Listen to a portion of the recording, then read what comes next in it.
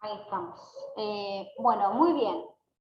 Entonces, estábamos con los requisitos para el recurso extraordinario, ¿no? Yo les decía, tienen que leer, ¿no? Tienen que leer la normativa para saber cómo interponerlo. La interposición del recurso extraordinario va a contar con requisitos de tipo propios, de tipos comunes y de tipos formales. ¿Sí? Hasta acá vamos. ¿Quién tiene a mano el libro y los quiere leer? Los comunes.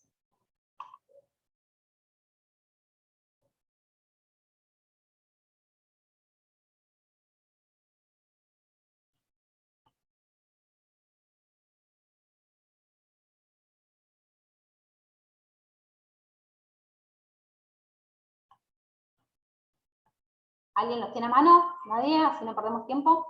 Yo los tengo, el del libro de Federico. Dale, sí. Requisitos comunes del recurso extraordinario federal. Los requisitos comunes son aquellos cuyos cumplimientos se imponen en todo judicial, en todo proceso judicial, perdón. La existencia de causa o caso judicial, que la cuestión sea judiciable, que exista un agravio o afectación de derechos o intereses individuales o colectivos, que el agravio subsista al momento de tener que dictar la sentencia, y hasta ahí. Muy bien. Esto no genera mayores dudas, ¿no es cierto? Cuando nosotros hablamos de los requisitos comunes, son requisitos que son comunes a todo recurso. Que exista una causa, un agravio, que el agravio sea actual, ¿sí? Y que se trate de una cuestión justiciable. Estos requisitos comunes son comunes justamente a todo recurso, a cualquier recurso. Luego vamos a tener también requisitos formales, que en el libro de Federico no los tienen enunciados, pero que son muy importantes y tienen que estudiarlos de la acordada número 4 del año 2007 de la Corte. De ahí surgen los requisitos formales. Nuevamente, por cuestiones de tiempo, no nos vamos a dedicar a estudiarlos ahora, porque no admiten mayores problemas, porque te habla de las características del escrito, ¿sí? Que tiene que tener tantos renglones, que tiene que tener una carátula, que tiene que ser de determinada manera redactado, ¿estamos de acuerdo? O sea, al no tener una complejidad, les pido por favor que los lean ustedes mismos de la acordada 4 del año 2007. Dani, ahí lo que te voy a manguear, si podés ahora mientras estoy dando esto, si buscás la acordada y la volcás en los dos grupos. Gracias. Entonces, ¿estamos todos de acuerdo con esto? Vamos con lo medular o lo más complejo, que tiene que ver con los requisitos propios del recurso o requisitos específicos del recurso extraordinario. Esto no es un tema menor, muchachos, es un tema que necesito que lo puedan entender, ¿sí? Porque de esto depende lo extraordinario del recurso, ¿sí? Muy bien. Yo tenía un cuadrito muy hermoso, pero que no lo puedo encontrar ni tengo tiempo de tipearlo. Voy a ver si después le puedo sacar escaneo de foto, escaneo, porque hay ¿Es el algunas mismo cosas. que nos habías dado a nosotros? Sí, 2017. Déjame que lo sí. busque. Déjame lo busque Bueno, porque creo que... dale. Perfecta. Perfecto, gracias, Dani. De paso me sirve a mí para volver a hacerle backup. Muy bien. A ver, esperen que voy a intentar contestarle. Bueno, surge ahí de la misma invitación el código y la contraseña.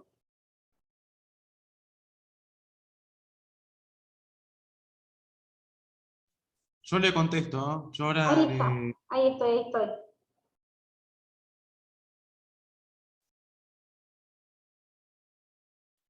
Ahí lo mando.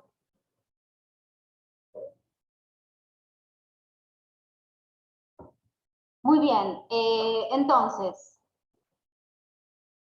les estaba diciendo, los requisitos específicos son los más importantes, los más trascendentes de todo esto. ¿Te animás a leerlos, Naila? Página que sigue. Sí. 1. Que exista una cuestión federal o constitucional introducida en la primera oportunidad procesal y mantenida en las instancias posteriores. que haya una relación directa e inmediata de la cuestión federal con la materia debatida en el juicio. Ujú. Que la resolución objeto del recurso extraordinario sea contraria al derecho federal invocado. Ujú. Que Muy la bien. resolución ¿Perdón? Dale, seguí. Muy bien te decía, perdón. Que la resolución recurrida sea una sentencia definitiva en el sentido de no ser susceptible de revisión por otro organismo judicial en el mismo juicio, o de resolver el caso de una manera que no pueda ser revisada en un juicio posterior. Y la última, que la sentencia definitiva objeto del recurso extraordinario haya emanado del Tribunal Superior de la causa. Muy bien, gracias, Naila. Ah, no, me queda una. Dale, Que del el otro lado. agravio, estaba abajo, que el agravio sea federal, que el agravio federal sea suficiente y las cuestiones planteadas resulten sustanciales y trascendentes. Muy bien, bueno, gracias, Naila. Muchachos, vamos a ir desmenuzando por partes. Que exista una cuestión federal o constitucional. ¿Qué es una cuestión federal?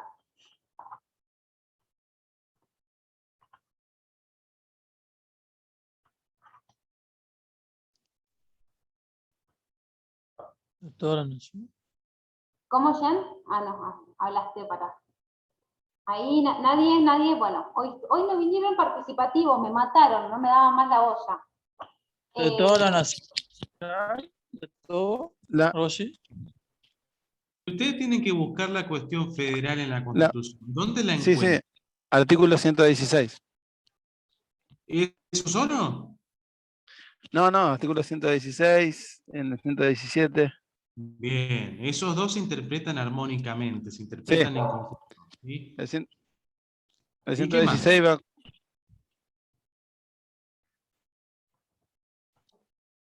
¿Qué hay en esos artículos cuando ustedes le dicen cuestión federal? En la cuestión federal habla de los tratados con las naciones extranjeras, de las causas concernientes a embajadores, ministros públicos, cónsules extranjeros. Yo tengo anotado eso como competencia federal. Si a ustedes viene un docente en el oral y les dice, está aburrido ya porque le tomó a 25 personas antes que ustedes, le dice, háblame de la cuestión federal. Ahí ustedes se tienen que desatar, ahí tienen que salir un monólogo sobre la cuestión federal. ¿De qué le pueden hablar al docente ustedes?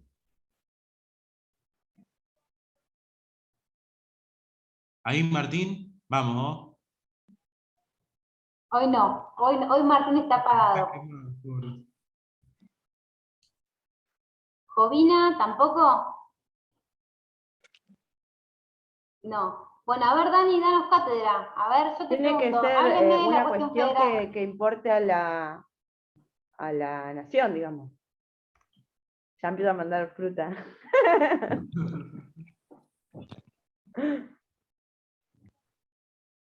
La cuestión federal es propiamente una cuestión jurídica, muchachos. Jurídica en el sentido de que nunca van a haber una cuestión federal o un planteo de cuestión federal, digamos, de tipo fáctico.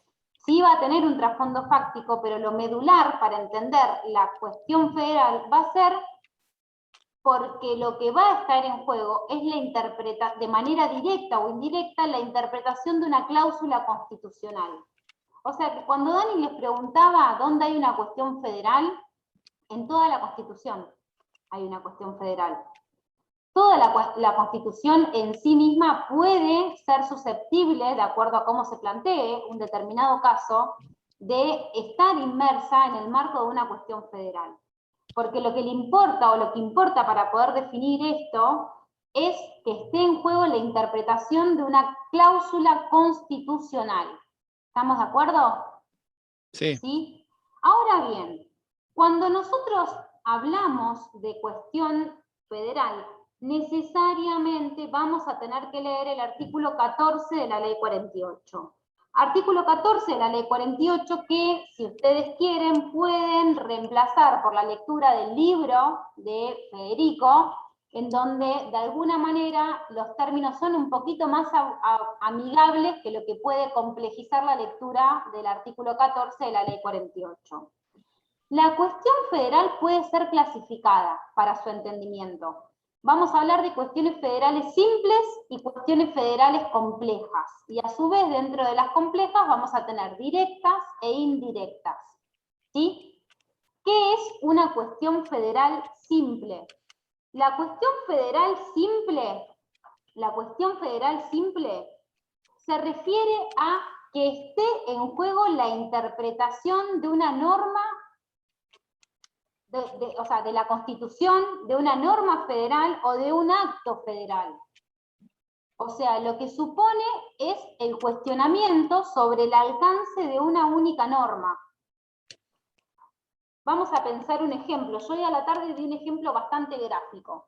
Supongamos que yo reclamo por el derecho a la alimentación adecuada, contenido en el Pacto Internacional de Derechos Económicos, Sociales y Culturales. Le reclamo a la provincia para que me asista en ese derecho.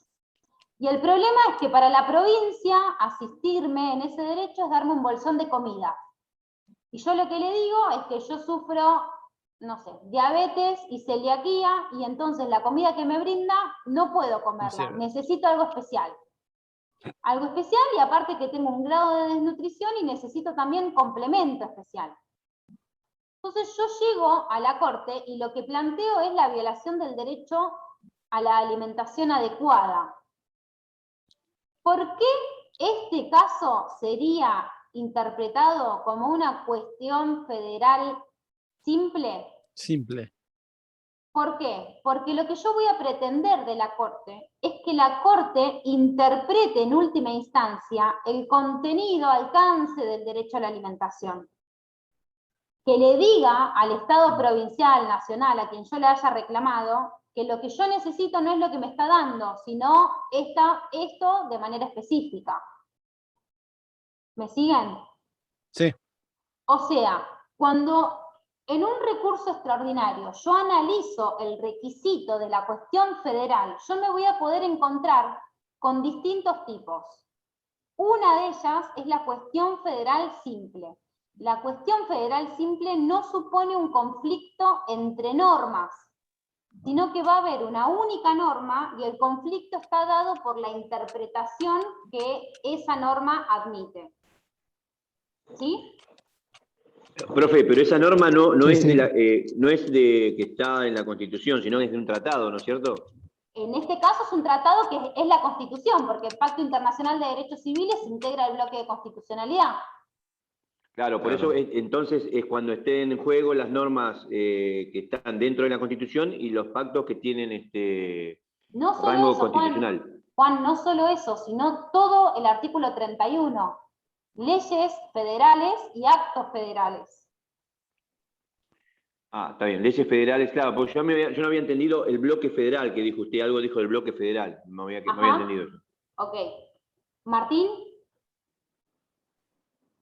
Sí, se me vino ahora a la cabeza también otro ejemplo, puede ser que era el fallo que vimos no hace mucho, de la vivienda digna contra... Sí, exacto. Ah, me estoy despertando, Exacto, muy bien. Eso sería simple. Estás como el ave fénix, resurgiendo de las cenizas quemado. Algo así. Estoy afilada yo, ¿viste? No parece un viernes normal para mí. Estoy rápida. Bueno, es que hoy dormí 7 horas seguidas a la noche. Eso es como bueno. Bueno, entonces, vamos a seguir un poquito más. La cuestión federal simple va a estar en el inciso 3º del artículo 14. ¿Sí? Luego nos encontramos con lo que es cuestión federal compleja. ¿Y por qué se llama compleja? Porque va a suponer un conflicto entre normas, una colisión entre normas de distinta jerarquía.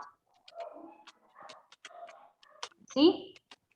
Vamos a tener la compleja directa y la compleja indirecta. La compleja directa es cuando una norma infraconstitucional directamente choca con la Constitución. Por ejemplo, Como el fallo Castillo, puede ser. puede ser fallo Castillo, sí. Sí, exacto. Muy bien, Naila, muy afilada. Fallo Castillo. Luego tenemos, por ejemplo, luego tenemos la cuestión federal compleja indirecta, que es cuando dos normas infraconstitucionales, pero que a la par tienen distinta jerarquía, chocan entre sí. Por ejemplo, ley provincial contra ley federal. ¿Sí?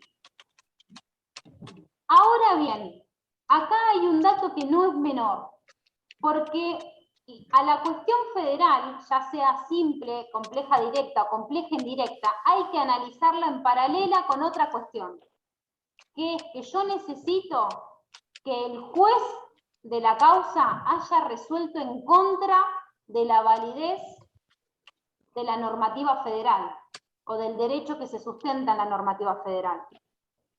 ¿Sí? O sea, vamos a llevarlo esto al ejemplo.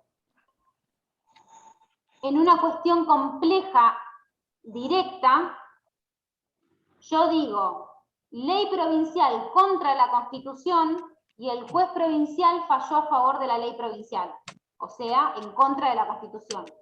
Ahí hay una cuestión federal compleja directa. O sea, necesito no solo la cuestión medular, o sea, ley contra ley, sino también que la resolución haya sido en contra. ¿Sí? Luego vamos a tener, por ejemplo, el supuesto de la ley, de la cuestión federal compleja indirecta, ¿no? Y supongamos, es una ley provincial contra una ley federal que está contenida en el artículo 31 de la Constitución Nacional, o sea, tiene jerarquía supralegal, y se falla a favor de la ley provincial. Acá también tenemos una cuestión federal, pero es indirecta. ¿Por qué es indirecta? Porque no se está violando de manera directa la Constitución, sino que se está fallando en contra de una ley federal que para la Constitución debería tener una jerarquía superior a la de las leyes provinciales. ¿Me siguen? Y en el caso de la cuestión interpretativa... Sí, Ramiro. ¿Me puede explicar de vuelta lo de la compleja indirecta? Compleja indirecta es un conflicto entre dos normas que están por abajo de la Constitución, pero que a la vez entre sí también tienen distinta jerarquía. Por ejemplo, una ley provincial que está por debajo de una ley federal, que a su vez está por debajo de la Constitución. Entonces, el choque no se da entre la ley provincial y la Constitución, sino que se da entre la ley provincial y la ley federal.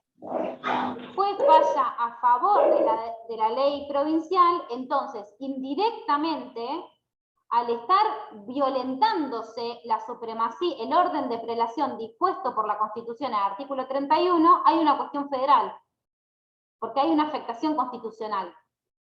La Constitución te dice que esta norma debería prevalecer y sin embargo el juez provincial hizo prevalecer esta. Ah, listo. Ahí comprendí bien lo que quería decir con compleja indirecta. Listo, gracias.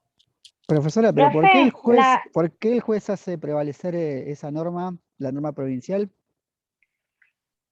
Y porque lo podría hacer, porque es una cuestión de interpretación. El juez es libre de fallar. No necesariamente o sea, el juez podría analizar en un caso concreto y decir, para este caso concreto la ley provincial es más favorable o se aplica mejor al caso puntual. Nada más que por eso, no de capricho, digamos. Ah, no, yo pensé que era como era indirecta, yo digo, bueno, va a fallar hacia abajo y después, bueno, vemos, por eso. No. Está bien, gracias. No, de nada. Mariana, vos habías hecho, puede ser una... Sí, profe, le quería consultar por la directa. ¿Te podés poner la cámara para hablarme por lo menos? Sí, a ver. Ahí no sé si ahí se me ve. Perfecto, ¿sí? Gracias, no te conocía la cara, pero para hablarle necesito verlos por lo menos. Sí. Decime. Era para consultarle por la directa. ¿Qué es lo que no entendés? La definición, porque se me mezcló con la otra, justo cuando la Directa hice. es cuando la colisión de normas se da entre una norma inferior a la Constitución y la Constitución, de manera directa, digamos. Ley inferior contra la Constitución. Listo, gracias, profe. Es eso. Muy bien. Entonces, ¿qué vamos a encontrar acá? Esto lo vamos a encontrar en el artículo 14, incisos 1 y 2. ¿Sí? Incisos 1 y 2. También, como les decía, más allá de saber esto, les puede servir leer en el texto que ustedes tienen, ¿no? Las cuestiones específicas, lo que está mencionado. Pero lo que me interesa, más que nada, es que ustedes puedan identificar que no solo hay distintos tipos de cuestiones federales de acuerdo a cómo se configura el problema de derecho que se plantea, sino que va a ser necesario que exista una resolución contraria por parte del tribunal que intervino en anterior instancia. Esto, muchachos, es un tema de suma trascendencia. ¿Por qué de suma trascendencia? Porque ya a ustedes mismos, cuando analicen, ¿sí? Cuando analicen un fallo de la Corte, van a tener la posibilidad de, cuando leen los primeros considerandos, vieron que en los primeros considerandos nosotros vemos que la Corte pone que el recurso es admisible, y entre paréntesis les pone artículo 14, inciso tercero, artículo 14, inciso primero. Bueno, ya conociendo cuál es cada uno, ustedes van a saber lo que van a leer. Entonces, si ustedes llegaban a Kisber Castro, ¿no? El caso de la vivienda que había mencionado Martín hace un ratito, y leían el considerando tercero, y veían que la Corte ya ahí decía, artículo 48, perdón, ley 48, artículo 14, inciso tercero, ya se dan cuenta que el problema que la Corte va o la actividad que la Corte va a desplegar es una actividad interpretativa, pero no una actividad tendiente a conciliar una colisión entre normas. Esto es importante porque ya les da a ustedes una categoría. Esta materia es análisis jurisprudencial y cada unidad suma una categoría de análisis. Hoy ustedes estarían en condiciones de que al leer un fallo, identificar, sin haber leído el fallo completo, cuando leen la primera parte, identificar qué tipo de actividad va a hacer la Corte. Acá va a interpretar, acá hay un conflicto entre dos normas. ¿Sí? Muy bien. Entonces, para seguir un poco con esto, entre otros de los requisitos formales, propios que mencionaba Nay, tenemos cuestión federal, ¿sí? La cuestión federal es un requisito que yo ya les acabo de decir, pero que en principio, desde su origen, con la sanción de la ley 48, estaba pensado como un requisito ineludible. Significa que si no hay cuestión federal, no hay recurso extraordinario. El correr del tiempo hizo que la Corte de manera pretoriana fuera creando supuestos en donde la cuestión federal puede ceder, puede desaparecer, puede diluirse a expensas de otros intereses que la Corte considera válidos atender. De ahí entonces que nos vamos a encontrar con el recurso extraordinario por arbitrariedad de la sentencia.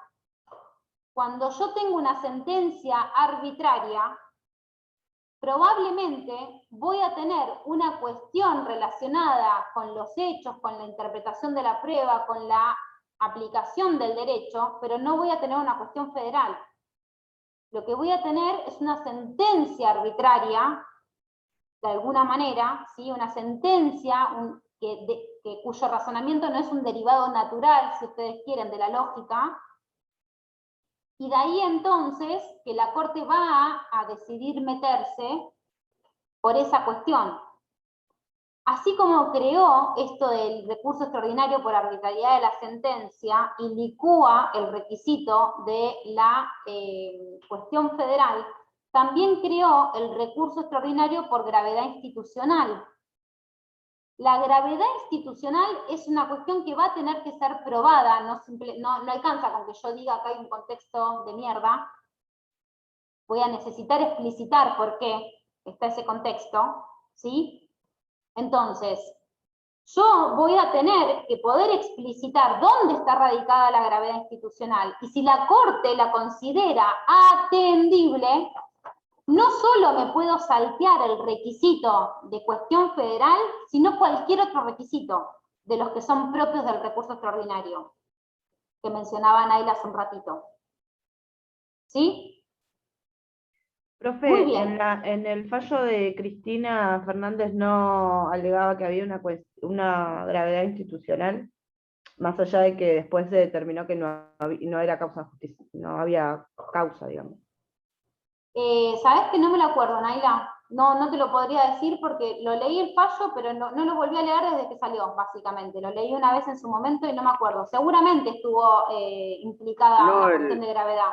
Me parece que ella había dicho, había alegado como que el caso había una gravedad institucional porque se tenía que mantener las sesiones de los diputados abiertas. Ah, sí, tenés razón. Sí, ella alegaba gravedad institucional. Sí, exacto, sí. Después dijeron que no había causa porque en realidad lo podría resolver sí. ella como presidente del Senado. Exacto, tenés razón, sí. Ella alegaba la gravedad institucional, exacto. Bueno, seguimos entonces. Otro requisito propio del recurso extraordinario es la necesidad de que exista una relación directa e inmediata de la cuestión federal con la materia debatida. Acá esto también es sumamente importante, porque no alcanza con que yo simplemente invoque la existencia de una cuestión federal, sino que es necesario que yo demuestre que la resolución del caso necesariamente importa el meterme en la cuestión federal. ¿Sí? O sea, para poder resolver el caso yo tengo que resolver la cuestión federal. Si eso no está así entrelazado de esa manera tan estrecha, por más de que haya cuestión federal, no va a ser procedente el recurso extraordinario. ¿Sí? La resolución, como ya les había dicho, tiene que ser contraria al derecho federal invocado. La sentencia tiene que ser definitiva. Y acá hago un llamadito de atención. ¿Qué significa una sentencia definitiva? Bueno, no necesariamente la sentencia definitiva es la dictada por el último tribunal de la causa. En la jurisprudencia de la Corte, la sentencia definitiva es equiparada a aquellas sentencias que causan un gravamen de imposible o muy difícil reparación ulterior. ¿Sí? O sea, que no es un requisito ineludible lo de la sentencia definitiva, porque yo podría eventualmente, digamos, alegar la existencia de un caso en donde, si bien pueden haber otras instancias, el gravamen que me causa la propia resolución ya es suficiente. Este requisito de la sentencia definitiva va a estar intrínsecamente relacionado con el que sigue, que es que esa sentencia definitiva emane del Tribunal Superior de la causa. ¿Sí? Ahora Dani, que nos va a hablar del recurso por salto de distancia, va a profundizar un poco estas cuestiones. Lo que me interesa que ustedes sepan es que cuando hablo del Tribunal Superior de la causa, esto ha sido interpretado como la necesidad de haber atravesado todas las instancias que existen en la jurisdicción. O sea, que yo tengo que haber agotado todos los recursos ordinarios y extraordinarios de la propia jurisdicción donde estoy. Supongamos que yo estoy litigando contra la provincia de Buenos Aires, voy a la primera instancia, voy a la Cámara, tengo que llegar a la Suprema Corte de la provincia y recién ahí podría ir a la Corte Suprema de Justicia. Pero esto no es solo que yo tengo que seguir con los requisitos que el ordenamiento me habilita o me permite, sino también que si yo, por ejemplo, supongamos que yo estoy litigando contra la provincia en la provincia de Buenos Aires, ¿no? En la jurisdicción de la provincia de Buenos Aires. Y en mi caso, digamos, los recursos o las herramientas procesales no me habilitan a llegar a la Suprema Corte. Bueno, la Corte Suprema de Justicia de la Nación ha dicho que yo tengo que ir igual a la Suprema Corte, aunque la normativa procesal no me lo habilite, y yo tengo que esperar que la Suprema Corte me rechace mi caso por improcedente para ir a la Corte Suprema. Así ha sido interpretado, a ese extremo. ¿Estamos de acuerdo? Ahora bien, como todo en el derecho tiene sus bemoles, y lo que era fundamental y extraordinario pasó a ser un requisito medianamente ajustable, lo mismo pasa con estas dos cuestiones, que es el factor de la sentencia definitiva. Como vamos a ver, y ahora Dani nos va a contar el último caso de la unidad, que es el per saltum de Clarín, vamos a ver puntualmente cómo con esto justamente lo que hacemos es, digamos, eludirnos de estos dos requisitos. Dani, te doy la palabra mientras empiezo a descargar los otros videos anteriores. Dale, dale. Bueno, lo que vamos a debatir ahora es el tema del per saltum. Ramiro había hablado un poco de eso al principio de la clase. ¿Qué es el per saltum? El per saltum es una forma de acceder a la Corte en la cual el Supremo Tribunal se aboca directamente a la decisión del Tribunal de Primera Instancia. Esto quiere decir salteando o obviando o omitiendo la decisión de la Cámara de Apelaciones. ¿Se comprende hasta acá? Van a ver que en un principio el per saltum fue una creación pretoriana, es decir, fue una creación de la misma Corte, y fue utilizada recién en el año 1990. Pese a que este instituto jurídico viene de la Corte Suprema de los Estados Unidos, fíjense cuánto tiempo desde la existencia de la Corte Argentina tardó en aparecer este instituto. ¿Sí? Luego, para regularlo jurídicamente apareció la ley 26.790, que agregó 2 artículos al Código Procesal Civil y Comercial de la Nación.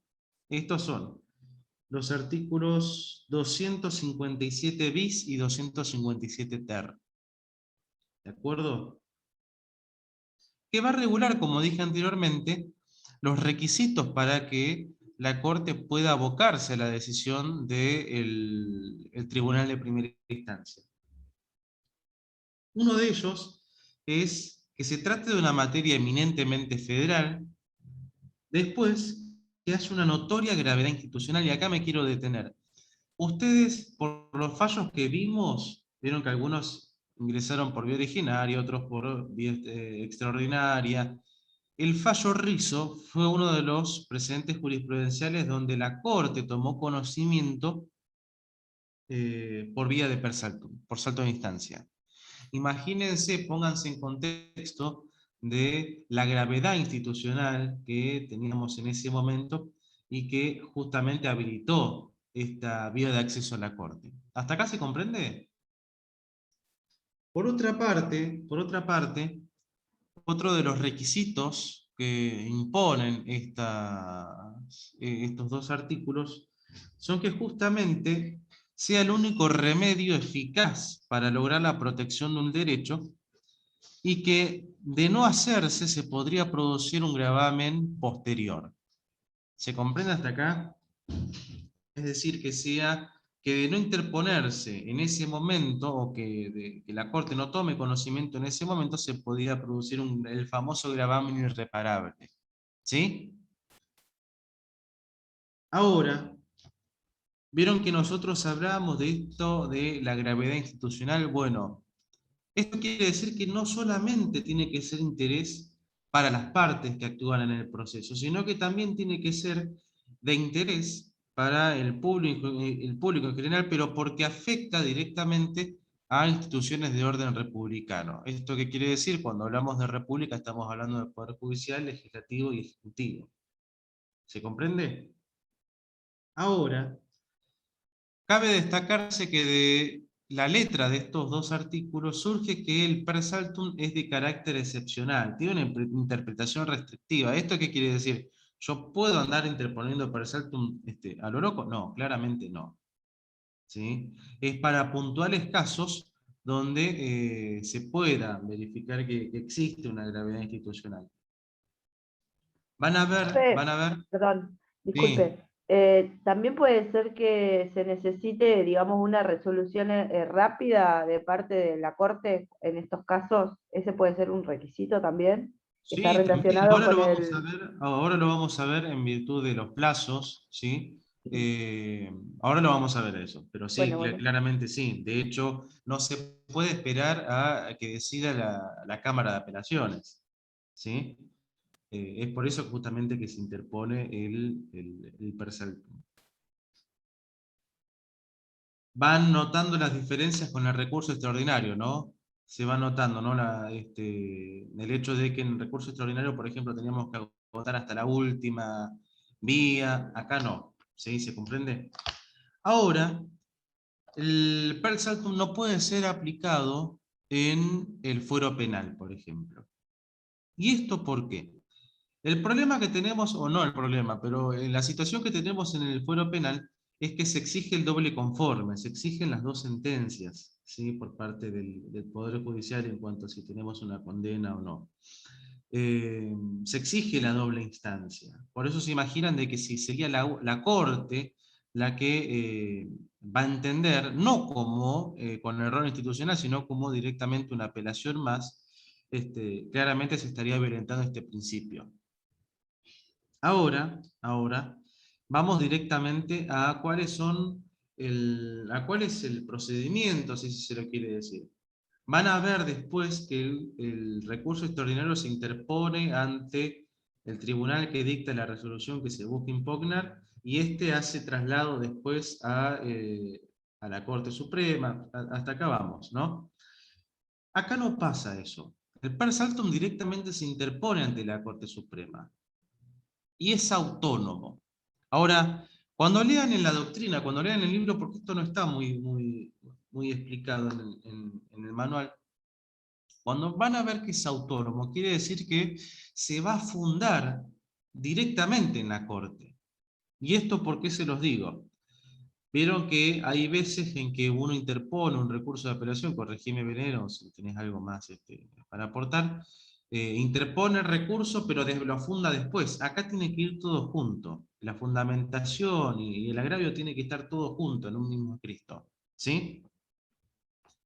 Esto lo van a encontrar directamente en el código, pero el plazo que tenemos para presentar el per saltum es a los 10 días de que tengamos la resolución del tribunal anterior. Después de ocurrir esos 10 días y que se haya presentado, se le da 5 días de traslado a las partes, y después ahí la Corte declara si admisible o no el tema del recurso. Ahora, también otra de las facultades que tiene el tribunal es poder exigir de manera urgente al tribunal anterior que le remita el expediente para tener una opinión y juzgar de mejor manera. ¿Qué es lo que pasó en el per saltum de Clarín? ¿Tienen los hechos ellos? Belén, esto no lo vieron antes, ¿no? No. Bueno, es muy complejo el tema de los hechos. ¿Qué es lo que me importa a mí que ustedes sepan? Cuando se interpone el per saltum de Clarín, la defensa de Clarín, si se lo puede decir, no fundó debidamente el per saltum, ¿sí? Incumplió este criterio autónomo que tiene que tener el per saltum. Entonces la Corte, van a ver que es un fallo, yo ahora después los voy a mandar, es un fallo de 2 hojas, de 2 carillas, ¿sí? Donde la Corte directamente lo rechaza porque el Clarín no funda debidamente el tema del el recurso, ¿sí? El recurso, el per saltum, perdón. Al no fundarlo, dice la Corte, este es un requisito fundamental. Por ende, hay que rechazar esto. ¿Sí? ¿Hasta acá se entendió? ¿Hay alguna duda? Ven que en sí es Sí, sencillo. profe, cuando Sí. hablamos de fundar, dijo recién que debía fundamentarlo. Ahí hablamos directamente de presentar la demanda directamente en la Corte Suprema de No, Justicia. no, Ahí está. sería la apelación, el per saltum presentarlo en la Corte Suprema de Justicia, con las debidas fundamentaciones. Ah, listo. La demanda es la que traba la litis, es la que nosotros presentamos al principio del proceso judicial. Profe, Sí. Sí, podría, por ejemplo, Clarín, no lo leí el fallo, la verdad, pero podría, por ejemplo, si la Corte rechaza porque falta la fundamentación, volver a presentarlo con la fundamentación adecuada dentro del plazo de los 10 días, ¿podría ser o ya pierde la oportunidad? Ahí, Belén, ahí me mataste, Naila. No escuché la pregunta, Naila, perdón, otra vez. Me estaba tratando de grabar. Por en ejemplo, casa. Justamente Clarín, si bueno, una vez que la Corte rechaza el per saltum, ahí se me tradujo. sí, No. si la Corte rechaza el per saltum y está dentro de los 10 días, ¿puede volver a presentarlo con la debida fundamentación? No, ya está. La Corte, Pierde. si lo rechaza por cuestiones formales, esto es la importancia, y gracias por la pregunta. Acá vuelvo a reflotar la importancia del cumplimiento de los requisitos formales. Acordada 4, por eso no me quería detener, porque son sencillos de entender, digamos, el contenido de esos requisitos, pero es necesario cumplir con esos requisitos al momento de la presentación. Si al momento en que yo hago la presentación, el funcionario que tiene que analizar primero los requisitos de admisibilidad verifica que eso no está cumplimentado, está en condiciones de ser rechazado. Y una vez que lo rechaza, se perdió la vía. ¿Esto qué quiere decir? Y esto es muy importante que lo entiendan. Si rechaza, y por ende el caso sigue su trámite en la instancia oportuna, esa persona, es decir, Clarín, puede llegar a la Corte, pero va a tener que llegar ya no por per saltum, sino por la instancia de recurso extraordinario, cumpliendo con los requisitos del extraordinario. Bien. ¿Está bien? O sea Pero que no puede... Sí, mira, al comienzo hubo contadas cuestiones en donde quizás quienes analizaban la procedencia de los requisitos formales, en vez de rechazar, sacaban un proveído que era un previo cumplimente con tal cosa. Después eso, digamos, pasó a la estrictez absoluta, al nivel de decir, no, para algo está esta acordada. Si no lo cumplen en el momento, ahí tengo un mosquito de dengue enorme, ahí está, lo maté. Entonces, si no los cumplen en el momento, no los cumplen, se acabó. Debería volver a la segunda instancia, digamos, la Cámara de Volvería a la Apelación. instancia donde estaba y listo, Sí. a continuar su trámite. Ok, gracias. Otra cosa, el interponer el per saltum suspende el efecto de la sentencia. ¿Se entiende? Lo suspende directamente.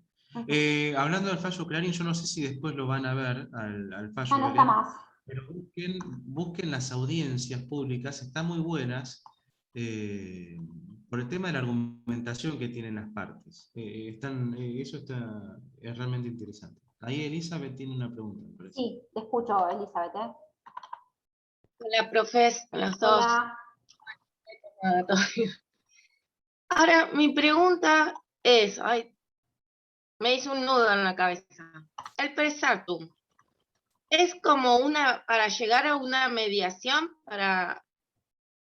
o sea, un término medio, para después recurrir a apelar a un recurso extraordinario. Ahí me quedé, o sea, veníamos bien con... No, ahí si querés, Dani, intervengo. Recurso extraordinario, perdón, recurso por salto de instancia es un recurso, y como tal lo que busca es que la Corte haga lo mismo que haría frente a un recurso extraordinario, pero antes de haber cumplido con todas las etapas del proceso. Con lo cual, lo que se busca, obviamente, es una sentencia que se obtendría de otra manera, esperando a todo el recorrido de las instancias para llegar por recurso extraordinario. ¿Está bien? El recurso por salto de instancia es como un recurso extraordinario acotado. Acotado en el... no acotado, o no me malinterpreten de acotado en menor cantidad, sino acotado en cuanto a los requisitos, porque yo, por la cuestión debatida, manifestando la gravedad institucional, demostrando la gravedad institucional, voy a poder acceder a la Corte mucho antes de lo que podría acceder si sigo el caminito para el recurso extraordinario. Pero no es una mediación, es decir, Si la Corte, supongamos, vamos a hacer un caso hipotético, si la Corte hubiera admitido el recurso por salto de instancia de Clarín y se hubiera abocado al tratamiento de la cuestión que planteaba Clarín, ya está, listo, ya había sentencia definitiva. Ya está, la Corte se iba a expedir, el caso se acababa. Lo que decía la Corte era la última instancia. Acelera el proceso para la sentencia definitiva, sería. Exacto, exacto, Manuel. Eso podría ser más o menos, se podría haber aplicado en el caso de FAL. Yo te diría que, claro, yo te diría que no, pero porque no habría, digamos, como algo, digamos, un requisito, si ustedes quieren, un poco ineludible del recurso extraordinario es la necesidad de que se demuestre el interés público de tal envergadura que la decisión afecta más allá de las partes al público en general. FAL, más allá de lo que, si ustedes quieren, espiritualmente se siga del caso, que uno pueda decir la Corte favorece o es favorable a, digamos, la práctica abortiva en supuestos de mucha mayor amplitud que lo que la ley prevé y demás. FAL era un caso muy específico. FAL resolvió la situación de FAL. Yo, por ejemplo, si yo hoy quisiera ir a la justicia con un problema similar al que tuvo FAL, yo no podría decir, o sea, la Corte tendría que analizar mi caso nuevamente. No podría aplicarme la doctrina de FAL sin más, porque FAL no fue un caso de interés público. ¿Sí? FAL resolvía una situación concreta. Aparte, perdón, Dani, una cosita más. Aparte, muchachos, con este sistema que tenemos nosotros, judicial, que siempre tarda mucho más de lo que nosotros deseamos, todos necesitaríamos acceder, todos tendríamos un interés legítimo para intentar interponer un per saltum y que la Corte resuelva más rápido, pero no, somos simples mortales y el caso, para llegar a la Corte vamos a tener que, en términos generales, hacer el recorrido. Solo en casos sumamente graves podremos saltar esa instancia.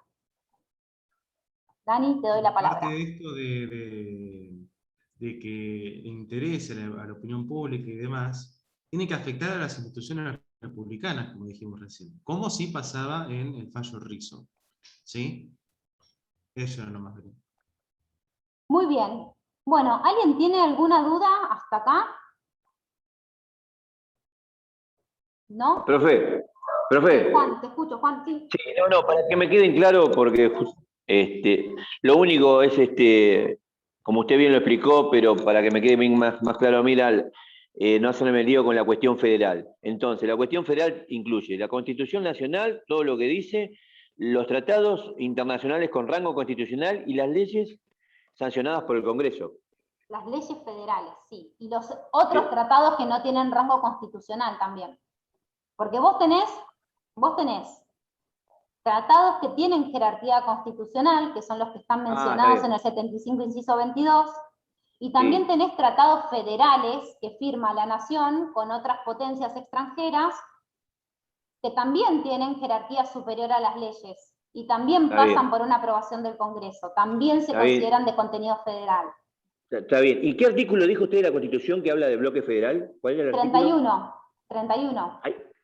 ¿Ese dice bloque federal? Porque no lo Ese es tengo el acá. bloque federal, sí. Listo.